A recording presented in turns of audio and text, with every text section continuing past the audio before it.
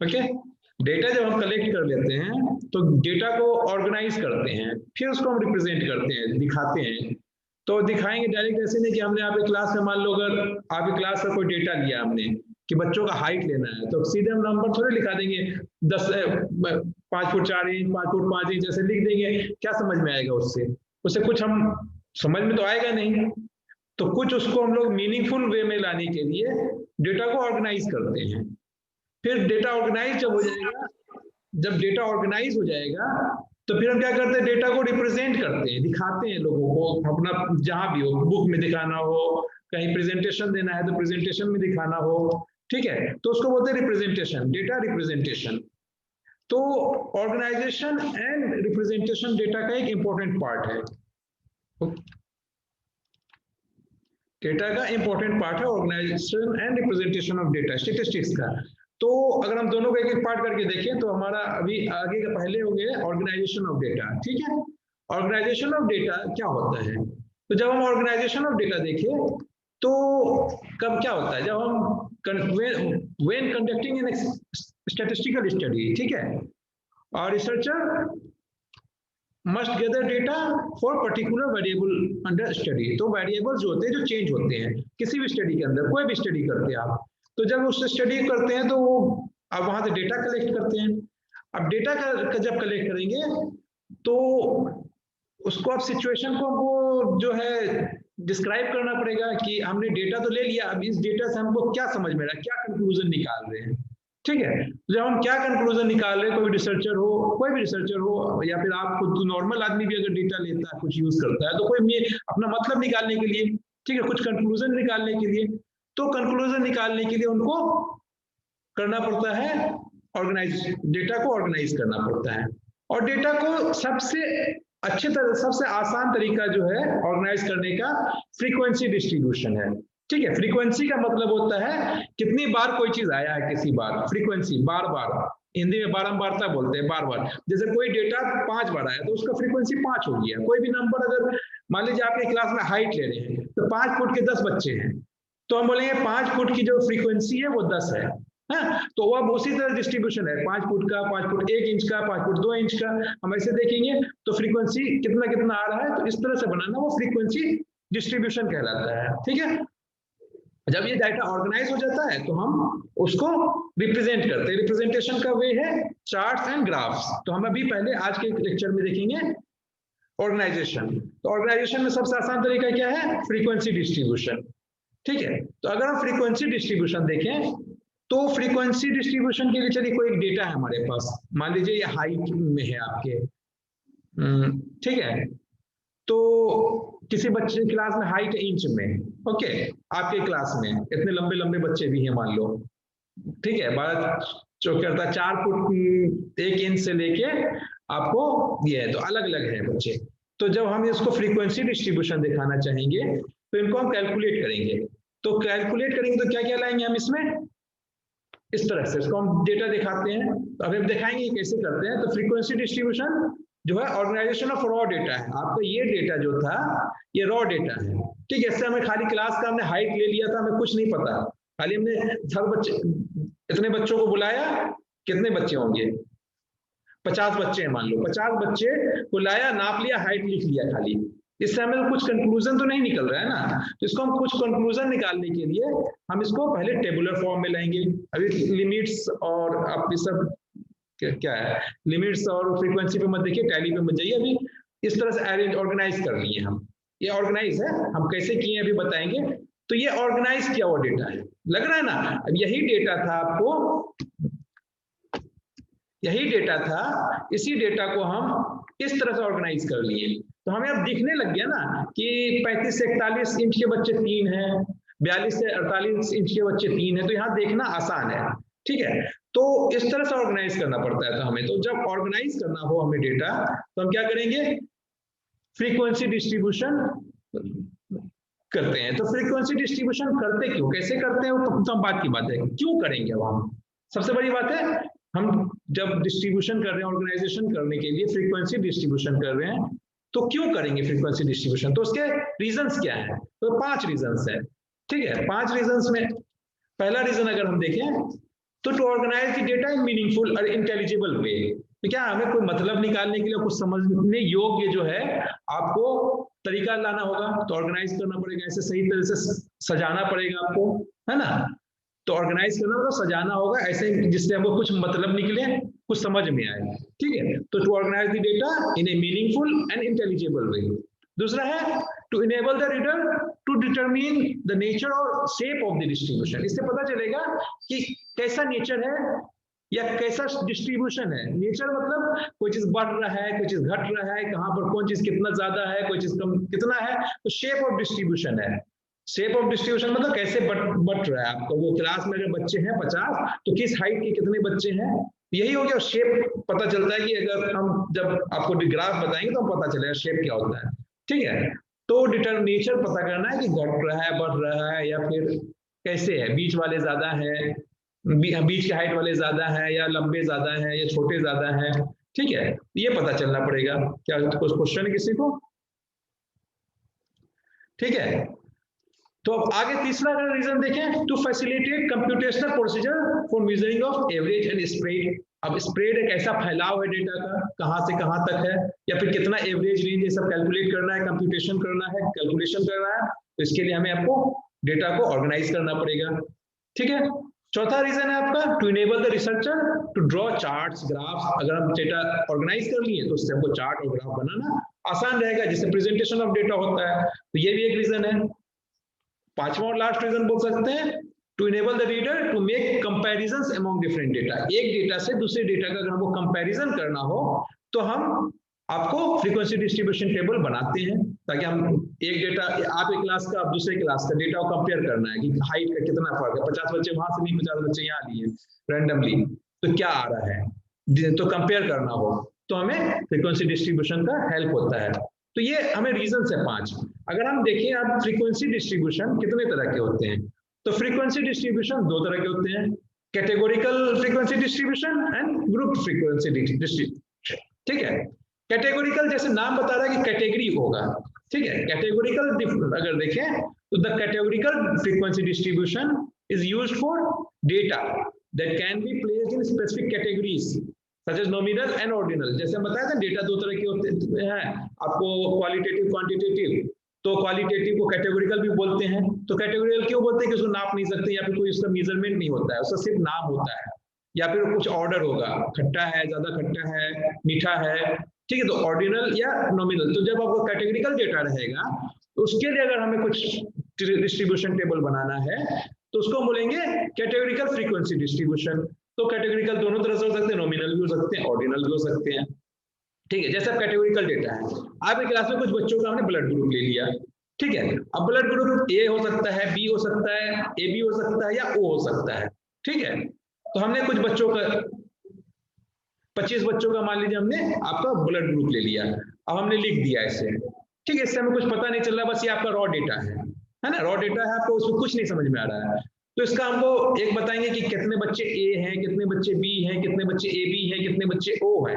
इसके लिए हम डेटा को ऑर्गेनाइज करेंगे, कैलकुलेट करेंगे, तभी पता चलेगा। लेकिन अब कोई मेजरमेंट तो है नहीं, खाली तो बता रहे हैं, ये तो नाम है ए बी ओ बी, तो ये नॉमिनल स्केल हो गया ना कोई, ठीक है। नॉमिनल आपको डेटा हो गया। तो जब अगर हम इसको कैटेगोरिकल करना पड़ेगा तो हमें उसको डिवाइड करना पड़ता है। क्लास जो आपको, ठीक है, क्लास जिसके बारे में आपको बताना है कि कितना फ्रीक्वेंसी है, क्या है, ठीक है। जैसे अगर हाइट, अगर हाइट तो आपको कैटेगोरिकल क्वालिटेटिव डेटा होता है, क्वांटिटेटिव डेटा होता है आपको। जैसे क्लास में ए ब्लड ग्रुप के कितने हैं, तो किसका कितना है पूछना है, तो ए का। तो ए आपको एक क्लास हो गया, बी एक क्लास हो गया, ओ एक क्लास हो गया, ए बी एक क्लास हो गया, ठीक है। उसी तरह टैली होता है, टैली बोलते हैं। जैसे हम अगर पीछे देखें तो टैली क्या बोलते हैं, हम ए के बारे में कैलकुलेट करना है, तो ए यहाँ पर ए के इसको काट देंगे, एक लाइन देंगे, ठीक है। फिर एक यहाँ एक लाइन और देंगे, दो। तो टैली उसी तरह से होता है, कितने होते हैं काउंट करके हम ना 4 लाइन देते हैं, फिर एक क्रॉस कर देते हैं, तो एक बार ऐसा करने मतलब 5। जैसे हमने यहाँ पर 1 मिनट, मान लो हमने एक बार ए लिया, यहाँ पर एक ए हुआ तो एक लाइन खींच दिया यहाँ पर, ठीक है। फिर एक ए यहाँ पर और है, एक लाइन और खींच दिया हमने। फिर एक यहाँ पर ए है, एक लाइन और खींचा, ठीक है। एक ए और है यहाँ पर, एक लाइन, सॉरी एक लाइन यहाँ खींचा, 4 लाइन हो गया, एक और ये है यहाँ पर, तो हम इसको ऐसे कर देंगे 5। तो ये टैली होता है, ठीक है। इसको हम टैली कर रहे हैं ना, कि हम काउंट कर रहे हैं, टैली करते जा रहे हैं साथ साथ। तो 5 ए है, अगर एक और ए होता तो हम यहाँ पर तो फिर करते हैं। अगर मान लीजिए 10 ए होता, मान लीजिए अभी है नहीं यहाँ पर, तो 10 ए होता तो 4 5, अगर 9 होता तो ऐसे करते। आपको ये इसका मतलब है 5 5 10 टैली काउंट कर लिए, 5 5 10 बार हमने किया था। अगर एक और होता तो 11, फिर एक और होता 12, एक और होता 13, 14 होता तो ऐसा करते, फिर ऐसे काट देते तो 15 हो जाता। एक टैली का एक जो ऐसा ही दिखा रहा है पूरा कट किया हुआ तो 5 5, उसके बाद जितना रहेगा काउंट कर लेंगे हम। तो टैली इसी को बोलते हैं, ठीक है। ओके, तो ये टैली हो गया आपको। तो अगर हम अब जो है क्लास में जाएं तो ये समझ में आ गया आपको, क्लास टैली फ्रीक्वेंसी आपको कितने बार आया। तो जैसे आपने इसमें हमने टैली बनाकर रखा है,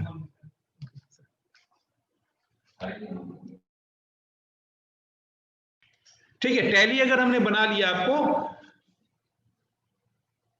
टैली बनाया, तो अगर हमने हो गया फ्रीक्वेंसी, अब कैलकुलेट कर लेंगे टैली से। जैसे मान लीजिए हमने इसको आपने ये टैली बना रखा है 1 2 3 15 2 17, तो 17 किसी एक का टैली आया तो 17 फ्रीक्वेंसी हो गया उसका आपको। अब हम परसेंट कैलकुलेट करते हैं, तो टोटल कितना आया उसमें इसका कितना है डिवाइड कर लेंगे। तो ये एक आपको कैटेगोरिकल फ्रीक्वेंसी डेटा के लिए टेबल बन सकता है आपको, ठीक है। तो ये अगर हमने अपने क्लास के लिए जो 25 बच्चों का लिया था, तो 25 बच्चों का जब लिया तो टैली क्या 5 ए आए, टैली करके काउंट करके 7 बी आया, ठीक है। 9 जो है यहाँ पे देखिए 5 और ये 4, एक नहीं कटा हुआ, नहीं कटा हुआ तो 4 ही मतलब हुआ, 5 4 9 9 ये हो गया, यहाँ पे 4 है नहीं कटा हुआ, मैक्सिमम 4 है, तो ए बी 4 हो गए। तो फ्रीक्वेंसी हो गए आपके ए के लिए 5 हो गए, 5 बच्चे ए ब्लड ग्रुप के हैं, 7 बच्चे बी ब्लड ग्रुप के हैं, 9 बच्चे ओ ब्लड ग्रुप के हैं। अच्छा, तो ये एक टेबल बन गया आपका जो फ्रीक्वेंसी टेबल है, ठीक है। यही डिस्ट्रीब्यूशन हो गया आपको। अब डिस्ट्रीब्यूट कर लिया आपने, ए कितने बी कितने ओ कितने, तो ये डिस्ट्रीब्यूशन टेबल हो गया। और ये कैटेगोरिकल डेटा के लिए है, A B O A B, तो ये कैटेगोरिकल आपको फ्रीक्वेंसी डिस्ट्रीब्यूशन हो गया। परसेंट निकालना तो आसान है, जैसे टोटल 25 बच्चे या 5 divided by 25 is equal to 100 is equal to 20, तो सीधा 7 डिवाइडेड बाय 25 तो 28 आप कैलकुलेट कर सकते हो फ्रीक्वेंसी के लिए। तो ये कैटेगोरिकल फ्रीक्वेंसी डेटा है आपको। ओके, अब हम आ जाए दूसरा टाइप का। तो दूसरा टाइप के लिए था ग्रुप फ्रीक्वेंसी डिस्ट्रीब्यूशन, ठीक है। ग्रुप फ्रीक्वेंसी डिस्ट्रीब्यूशन क्या होता है, तो when the क्या हुआ, अच्छा, when the range of the data is large and the data must be grouped into, अगर आपके पास बहुत बड़ा डेटा है, 25-30 बच्चे इतना कर लिए, आपके पास अगर बहुत बड़ा डेटा है, बहुत बड़ा डेटा है, ठीक है, तो उसको अगर ग्रुप करना है तो उसके लिए हम लोग बोलते हैं group frequency distribution that are more than 1 unit in width. एक विड्थ में हम अभी दिखाते हैं, अगर ज्यादा नंबर हो सकते हैं, जैसे हमने सीधे ए बोला, पीछे वाले में ए में कितने बच्चे, बी में, लेकिन अब अगर एक रेंज ले लें, मान लो कि आपके हाइट, आपके क्लास का हाइट ले रहे हैं मान लो, तो एक रेंज ले लें, तो हमने बोल दिया 5 फुट से 5.5 फुट कितने बच्चे हैं, 5.5 फुट से 6 फुट कितने बच्चे हैं। तो ये होते हैं आपको ग्रुप, आपने ग्रुप कर लिया ना, ग्रुप बना लिया, आपने एग्जैक्ट नहीं बता रहे हो टेबल पे, क्योंकि बहुत बड़ा डेटा है, 5 foot 6 foot 5 foot 5 foot 1 inch 5 foot, ऐसे देखोगे 7 फुट तक के बच्चे होंगे तो कितने आपको टेबल ग्रुप बनाना पड़ेगा, क्लास बहुत ज्यादा बनाना पड़ेगा। तो इस क्लास को कम करने के लिए हम ग्रुपिंग करते हैं। तो ग्रुपिंग करने के लिए हम लोग,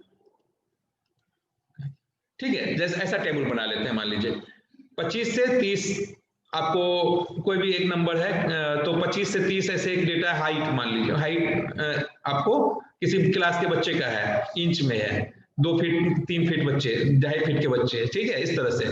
तो हमने बता दिया आपको, तो ये आपने ग्रुप कर दिया कि 25 24 से 30 का एक डेटा है, ये मैं सिर्फ एग्जांपल दे रहा हूँ, आगे कैसे बनेगा ये मैं बताऊंगा।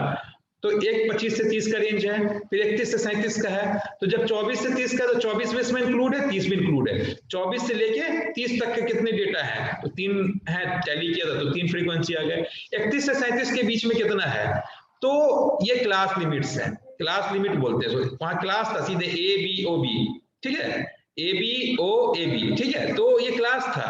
अब यहाँ क्लास लिमिट बोलना पड़ेगा, जब हम ग्रुप फ्रीक्वेंसी डेटा में जाएंगे तो वहाँ क्लास लिमिट्स होगा, क्यों, क्योंकि वहाँ एक रेंज देंगे, हम एक रेंज देंगे कि यहाँ 24 से 30 के रेंज में है, या 31 से 37 के रेंज में है, फिर ठीक है, तो ये आपको क्लास लिमिट्स हो जाएगा, और हर क्लास लिमिट्स में एक लोअर लिमिट होता है, एक अपर लिमिट होता है। जैसे पहला वाला क्लास लिमिट जो है तो उसका लोअर लिमिट 24 है, अपर लिमिट 30 है। उसी तरह जब उसके नीचे जाएंगे तो नीचे वाले का लोअर लिमिट 31 है, अपर लिमिट 37 है।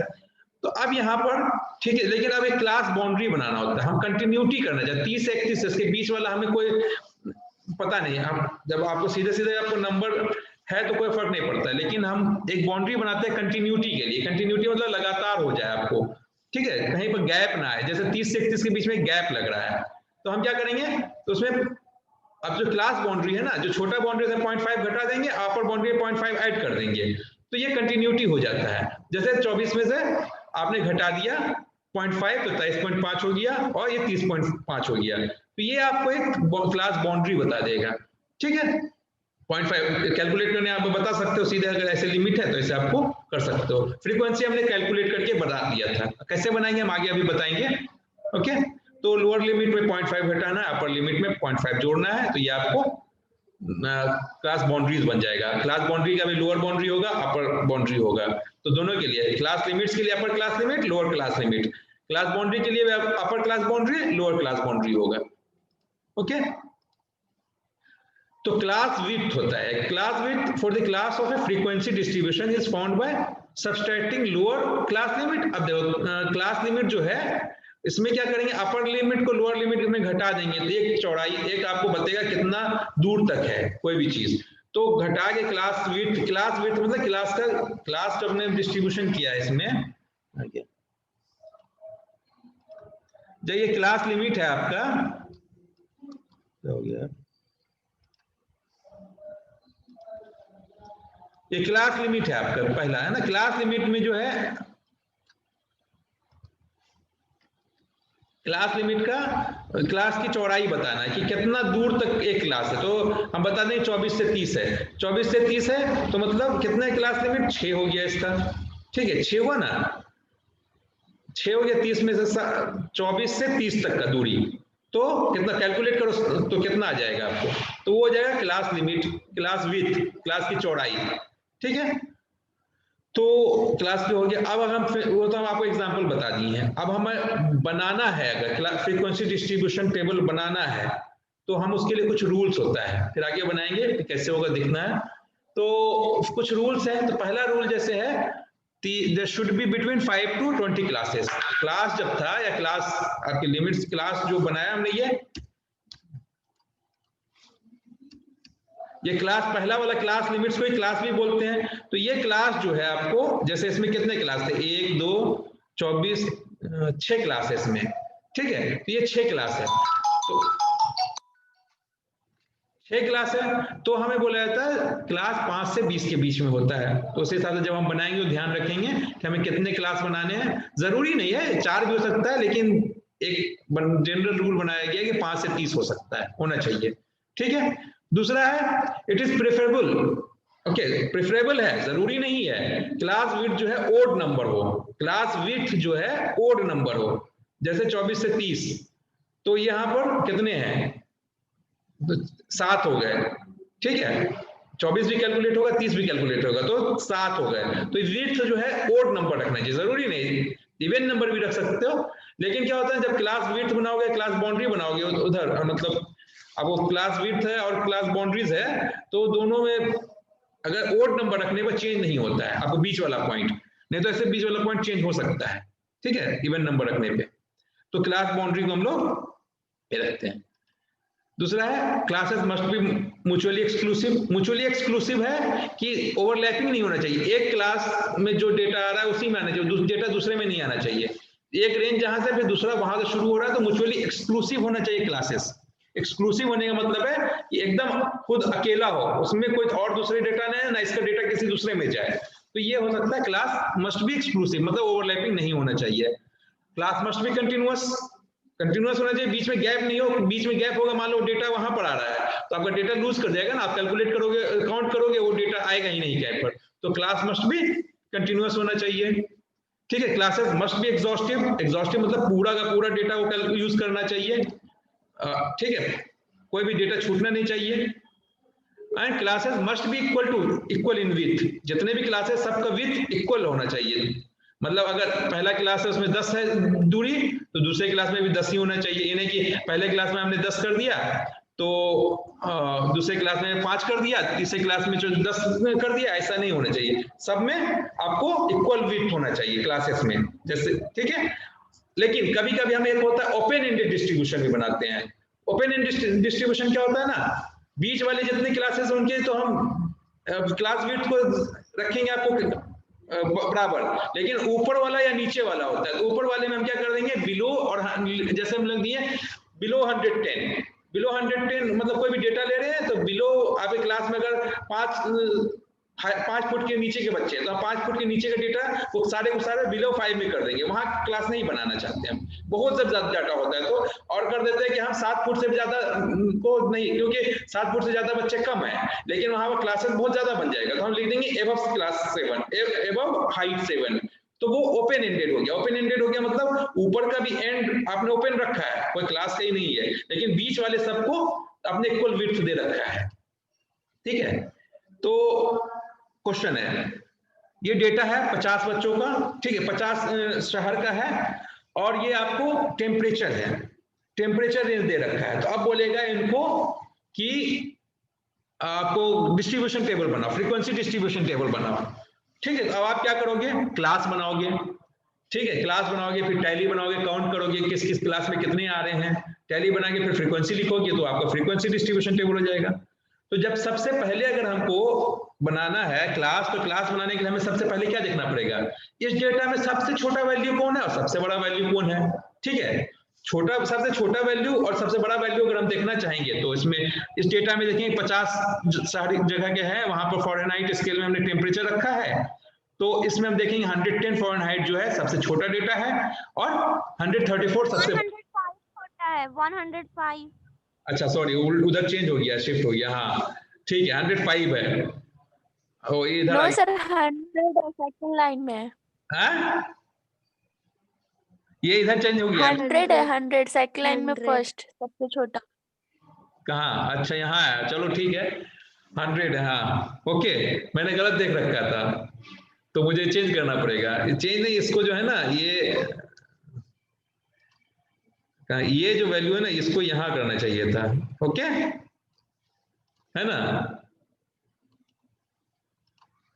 तो ये आपको 100 है सबसे छोटा वैल्यू, और सबसे बड़ा वैल्यू 134 है, तो मतलब अब आप जब क्लास बनाओगे तो आपको ये ध्यान देना है कि 100 भी आना है और 134 भी आना है, तो गैप कितने का है, 34 का है, अब 34 है ना टोटल, तो जब ये 34 है तो 34 को आपको डिवाइड करना पड़ेगा कि कितने क्लास बनाना चाहते हो आप इक्वल फ्रीक्वेंसी दे करके, तो हम क्या करेंगे 100 से शुरू करेंगे, मान लीजिए 5-5 के देंगे तो 34 तो 7 क्लास बन जाएगा हमारा, होगा ना 7 क्लास, 6-6 के देंगे तो हमारे 6 क्लास बन जाएंगे, ठीक है।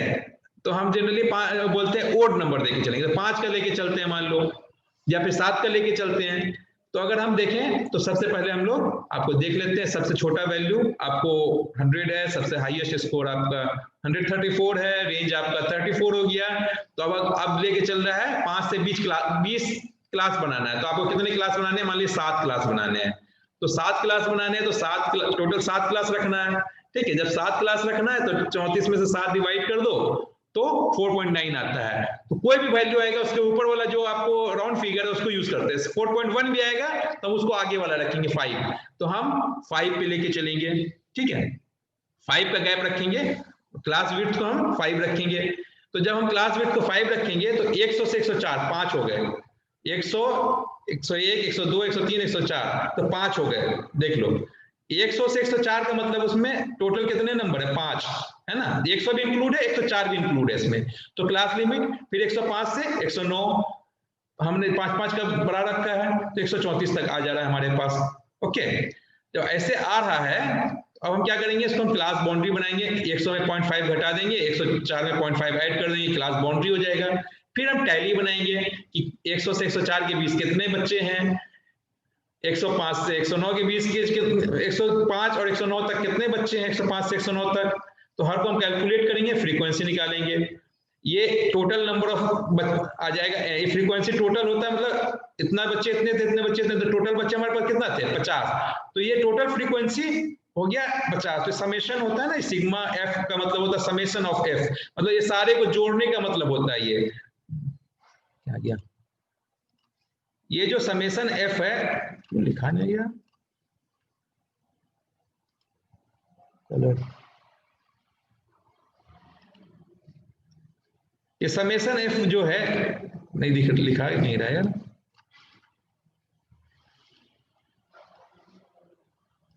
ये समेशन एफ आ क्यों नहीं रहा, समझ में नहीं आ रहा। ठीक है, ये जो समेशन एफ नीचे है ना सिग्मा, जो आपको सिग्मा समझ रहे हो, इस तरह आ गया,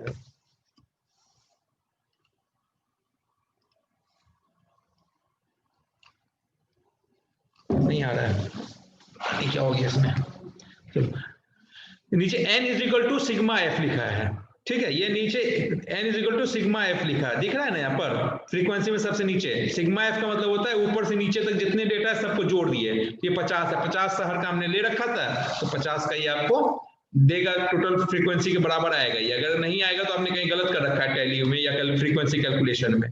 तो इस तरह से आपको बनाना होता है हमारा क्लास ये फ्रीक्वेंसी डिस्ट्रीब्यूशन टेबल। तो ये तो बहुत आसान है, आप लोग बना सकते हो, ठीक है, बन सकता है ना। कभी कभी हमको एक पैटर्न देखना होता है कि हम देखना चाहेंगे कि टोटल 105 से नीचे कितने बच्चे थे, 110 के नीचे कितने बच्चे थे, 115 से नीचे कितने बच्चे थे, या फिर बीच का पॉइंट ले लें हम, दोनों के बीच का पॉइंट क्या आएगा, 102 आएगा यहाँ पर, मान लो बीच का पॉइंट है ना, 102.102 आएगा मान लो, हाँ 102 आएगा है ना। तो 102 के नीचे बच्चे कितने थे, 107 के नीचे बच्चे कितने हैं, 112 के नीचे कितने बच्चे हैं, 10 मिनट में खत्म होगा, ठीक है। 107 के नीचे कितने बच्चे हैं, तो हम बता नहीं सकते ना, ये दो भी आपको, ये अगर हम इसके नीचे मान लीजिए 112 के नीचे बच्चे कितने हैं, तो आपको 112 के नीचे 8 भी बच्चे हैं, 2 भी बच्चे हैं, है ना। तो ये कैलकुलेट करना होता है, तो इसके लिए हमको बनाना होता है क्यूमुलेटिव फ्रीक्वेंसी टेबल, ठीक है। क्यूमुलेटिव का मतलब तो जोड़ जोड़ के, ऊपर वाले को हम जोड़ते जाएंगे। तो एक cumulative frequency distribution is distribution that shows the number of data values less than और इक्वल टू स्पेसिफिक वैल्यू, किसी स्पेसिफिक वैल्यू से नीचे या उसके बराबर कोई कितने वैल्यू हैं, कितने फ्रीक्वेंसी, कितने नंबर है फ्रीक्वेंसी में, ठीक है, कितने डेटा है, तो वो बताना है, ठीक है। The value are found by adding the frequencies of the classes less than और equal to the upper class boundary. Upper class boundary के जो भी बाउंड्री है उसके ऊपर वाले में हम बताएंगे कैलकुलेट जोड़ करके सारे के सारे, अभी बताते हैं आगे। तो वो हो जाएगा क्यूमुलेटिव फ्रीक्वेंसी, जैसे ये है। तो हमने ऊपर एक फ्रीक्वेंसी टेबल बना रखा था 50 शहर का, ठीक है, इसमें हमें बना 100 आपको फ्रीक्वेंसी है। अब हमें पता करना है कि 99.5 से नीचे 104 जो लोअर बाउंड्री है ना, लोअर बाउंड्री आपका 104.5 जैसे ये हमने बना रखा है आपका, तो 99.5 लोअर बाउंड्री के नीचे हमें कितना है, अपर बाउंड्री के नीचे जाने पर हमको इधर इसको सबको कैलकुलेट करना पड़ेगा। ये लोअर बाउंड्री है, तो लोअर बाउंड्री के नीचे कितने बच्चे हैं, कितने शहर हैं, टेम्परेचर है ना। तो हम बताएंगे 99.5 डिग्री फ़ारेनहाइट के नीचे कितने हैं, तो 99.5 के नीचे हमारा कोई डेटा नहीं है, तो हमारे पास 0 डेटा है, तो हमारे पास कोई शहर नहीं है जो 99.5 के नीचे है, ठीक है। 104 है, 104.5 है, ये लोअर बाउंड्री है दूसरे क्लास का, है ना, दूसरे क्लास का लिमिट का लोअर बाउंड्री है। तो ऑब्वियसली जो पहला वाला दो है फ्रीक्वेंसी, ये फ्रीक्वेंसी जो 2 है आपको, ये 104 से नीचे वाला है, 104 से ऊपर वाला तो आपको 8 हो जाएगा। तो 104 से नीचे वाला 2 है, तो हमने ये 2 लिख रखा। उसी तरह 109.5 से, तो अब 8 भी 109 से नीचे है, 2 भी 109 से नीचे, तो दोनों को जोड़ देंगे हम, तो 10 हो जाएगा, ठीक है। अब उसी तरह 114 के नीचे, 114 के नीचे ये 18 भी है, 8 भी है, 2 भी है, तो ये 28 हो जाएगा, ठीक है, ये 28 हो गया। तो इसी तरह हम जोड़ते जाएंगे सबको। मान लीजिए हम लास्ट में आ जाए 129.5, 129.5 जो आपको लास्ट वाला है, तो लास्ट वाला एक इसको छोड़ के ऊपर वाले जितने सबको हम जोड़ेंगे तो 49 हो जाएगा। और अब 134 अपर बाउंड्री है इसका, है ना, इसके नीचे हमारे पास, इसके ऊपर कोई वैल्यू ही नहीं है, तो हम इसके नीचे सारे के सारे वैल्यू इसी के नीचे हैं, 134.5 के नीचे, तो हमारा ये 50 हो जाएगा। जो टोटल फ्रीक्वेंसी है वो लास्ट में यही आ जाएगा आपको, क्यूमुलेटिव फ्रीक्वेंसी जो है, इसको क्यूमुलेटिव बोलते हैं कि क्यूमुलेटिव का मतलब तो टोटल, ठीक है, जोड़। तो क्यूमुलेटिव एज होल, तो एज होल अगर हमें पता है तो क्यूमुलेटिव फ्रीक्वेंसी। अब हम इसको फ्रीक्वेंसी टेबल में अगर हम डाल देंगे बीच में ही, तो हमारा क्यूमुलेटिव फ्रीक्वेंसी टेबल बन जाएगा। ठीक है, तो ये क्यूमुलेटिव फ्रीक्वेंसी टेबल भी आप बना सकते हो। तो अब हो गया, क्यूमुलेटिव फ्रीक्वेंसी टेबल आपका बन गया। When the range of the data values is relatively small, a frequency distribution can be constructed using single data value। हाँ, अगर आपको रेंज ठीक है, हमने बहुत बड़ा डेटा था तो हम क्लास बनाते थे, है ना, कि इस रेंज का लेना है। लेकिन अगर हमारे पास ज्यादा डेटा नहीं है, मान लिया कि क्लास में बच्चे का हाइट या फिर जो है data shown represent the number of miles, एक गैलन में कितना माइल कोई गाड़ी जाता है।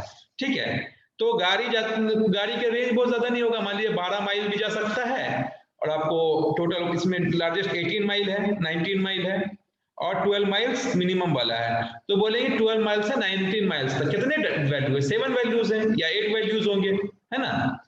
तो 7-8 तो ऐसे ही क्लास आपको वो बन जाएगा, ठीक, क्लास बन जाएगा। तो हमें क्लास का वो नहीं बनाना पड़ेगा, ठीक है, क्लास का रेंज नहीं बनाना पड़ेगा, सीधे क्लास बना लेंगे हम, है ना। तो आपको आसान हो जाएगा। तो इसको बोले अनग्रुप्ड, ग्रुपिंग करने की जरूरत ही नहीं है। 12 से 13, 13 से 14, 14 से 15 हम नहीं बताएंगे, हम सीधे 12 माइल कितनी गाड़ी जाती है, 13 माइल कितनी गाड़ी जाती है, 14 माइल कितनी गाड़ी जाती है। तो जब हम सीधे सीधे वैल्यू एक को यूज कर रहे हैं तो अनग्रुप्ड फ्रीक्वेंसी डिस्ट्रीब्यूशन हो जाएगा। ग्रुपिंग हम लार्ज वैल्यू के लिए करते हैं, ताकि रेंज में बता देंगे हम कि 12 से 15 के बीच कितने आ रहे हैं, 15 से 18 के बीच कितने आ रहे हैं, 18, ठीक है। तो वो आ जाता है आपको रेंज।